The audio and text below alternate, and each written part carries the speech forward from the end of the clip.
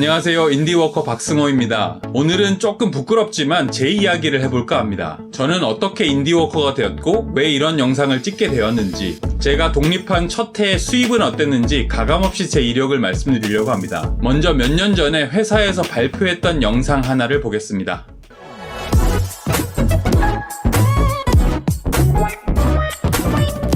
제가 아테네 올림픽에서 본 장면 하나를 소개해드릴까 합니다. 미국 선수고요. 독보적으로 1위로 앞서 나가고 있다 마지막 한 발을 남겨놓고 있었습니다. 아주 잘 조준해서 탁 하고 쐈는데 마지막 한 발이 정중앙인 10점을 꿰뚫었죠. 그럼에도 불구하고 이 선수는 전광판에 0점이라는 점수를 얻었고 꼴찌인 8위로 경기를 마감하게 됩니다. 왜냐하면 이 선수가 쏜 관역이 본인의 관역이 아닌 본인 옆에 서 있는 다른 사람의 관역에 잘못 맞았기 때문이죠. 어이가 없네. 시간이 너무 촉박한 탓에 잠깐 비껴 있었던 걸 몰랐던 겁니다. 여러분은 살아가시면서 이런 삽질을 안 하십니까? 대학생 때 그런 경험이 있습니다. 버스를 타고 자고 일어났는데 눈이 잘 안 떠지더라고요. 이렇게 눈곱이 굳으면 잘 안 떠집니다.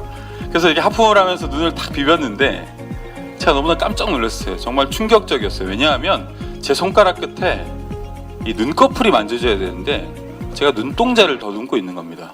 그러니까 눈이 떠지지 않은 거라고 생각했는데 눈이 보이지 않게 된 거죠. 3일 동안 실명해 있었고 제 병명은 녹내장이란 병입니다. 지금도 사실 그 병을 안고 살아갑니다만 왜 그런 일을 겪었냐면 대학교 때 공부를 좀 무리해서 했습니다. 어느 정도였냐면 제 도끼가 있어서 이틀에 한 번 자기 요거를 1년 동안 한 거예요. 미쳤죠 정말. 말이 되는 소리를 해! 왜 그런 짓을 했냐? 그 원인을 추적해 보니까 결국은 이 사진 속의 이 맨 오른쪽 제 형인데요. 이 인간 때문에 그랬다는 걸 알게 됐습니다.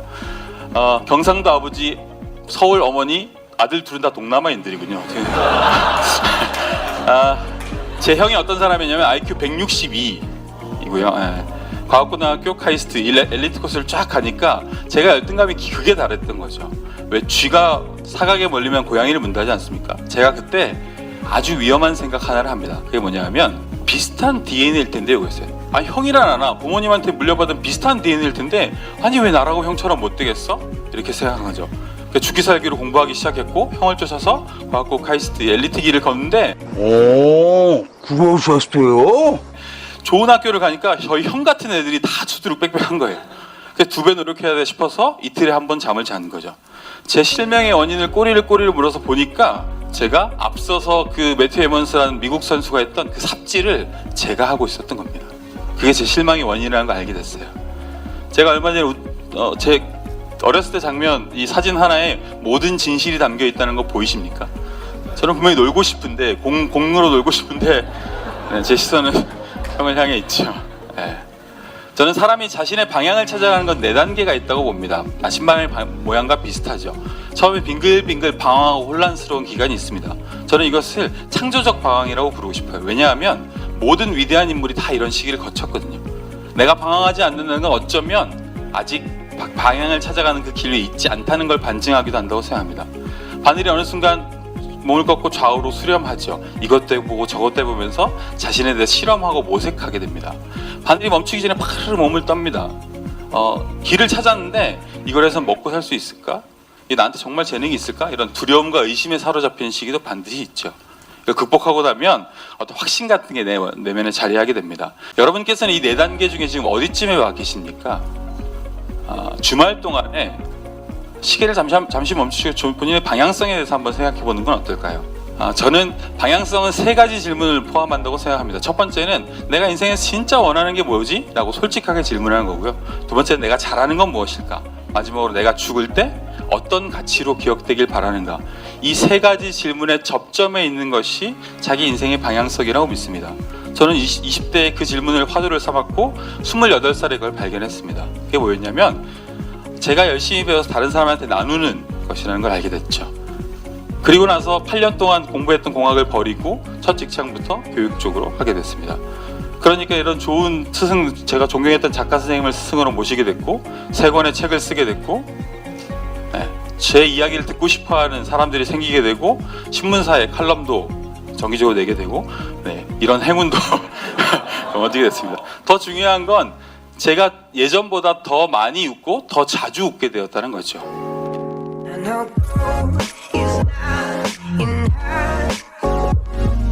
대학 시절에 무리해서 공부했던 탓에 실명했고 그걸 계기로 진로가 완전히 달라졌습니다. 그 이후로 이런 길을 걸어왔죠.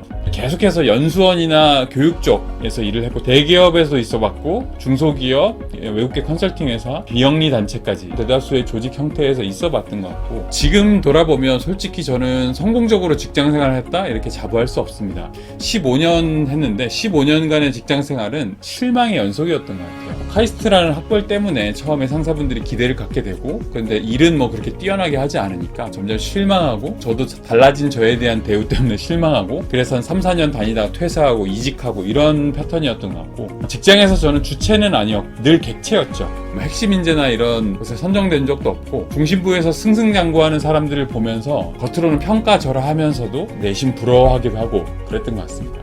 그래도 한 가지는 놓치지 않으려고 했는데 저만의 확실한 전문성을 갖는 것, 저만의 컨텐츠를 갖는 것 이거에 있어서는 누구보다도 철저하게 했습니다. 제가 4번을 직장생활 했음에도 한 번도 저는 직무를 바꾼 적이 없어요. 계속해서 HRT 보통 인사하는 사람들은 인사기획, 뭐 인사관리, 교육 이렇게 막 도는데 저는 15년 내내 계속해서 HRT 교육만 했었고요. 적어도 2가지 업무, 교육과정을 개발하고 실제로 강의하는 것에 있어서는 누구에게도 지지 않으려고 했고 성과도 좋았습니다. 그래서 직장을 다니면서 6권의 책을 쓸 수 있었고 이렇게 독립하게 됐죠. 원래는 사실은 1년만 해보고 그 다음에 수입이 안 되면 다시 직장을 들어가려고 생각했어요. 첫 해 수입이 어땠을까요? 과연? 쑥스럽습니다만 마지막 직장 연봉을 넘어섰죠. 사실은 한 20% 정도 더 벌었어요. 진짜다? 주변 분들께서 많이 소개해주고 추천해주신 덕에 1.2배 정도 더 벌었고 굉장히 힘든 일인데 이것을 가능하게 한 원동력은 제가 가진 확실한 어떤 전문성, 저만의 컨텐츠 이런 것들 때문이었던 것 같아요. 제가 좋아하고 잘하는 것을 놓치지 않고 직장생활 내내 15년 내내 붙들고 있었기 때문이기도 하고요. 제가 하고 싶은 말은 이겁니다. 자립적인 직장인이 인디워커가 되라. 그런데 이게 독립하고 창업하라는 의미가 아니고요. 직장 내에서 먼저 자립해서 나중에 회사를 나와서도 그걸로 먹고 살 수 있는 그런 전문성을 쌓아라 이런 이야기를 하고 싶습니다.